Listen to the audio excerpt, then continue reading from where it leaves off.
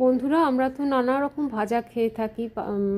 মানে ভাতের প্রথম পাতে উচ্ছে ভাজা বা ঢ্যাঁড়স ভাজা ডাল দিয়ে, বা কুমড়ো ভাজা, যে যেরকম যেটাই ভাজা খান। পটল একটা হয় লম্বা লম্বা গোটা গোটা করে ভাজা, আবার কুচো কুচো করে শুধু ভাজা, সেটাও হয়।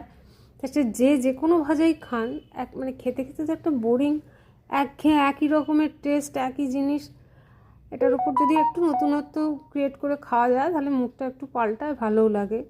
খাওয়ার প্রতি যে ইন্টারেস্টটা, সেটা গ্রো করে যদি সবসময় একটু নতুনত্ব কিছু, মানে আগের অরিজিনাল রান্নাটার উপরে একটু নতুনত্ব যদি কিছু ক্রিয়েট করা যায় আর কি। এই তো আমি বলছি কি, একটু এই ভাজাগুলো ভাজা হয়ে গেলে একটু পাতলা করে বেসন গুলে তার সঙ্গে একটা ডিমও গুলে দিন, একটু দিন ধনে পাতা, একটু টমেটোর রস, একটু বিট নুন, আর যার যা ইচ্ছে পেঁয়াজ কুচো দিতে পারেন, নাও দিতে পারেন, দিয়ে ওই ভাজাগুলোর উপর ঢেলে নাড়াচাড়া করে নামিয়ে নিন, ভালো লাগবে।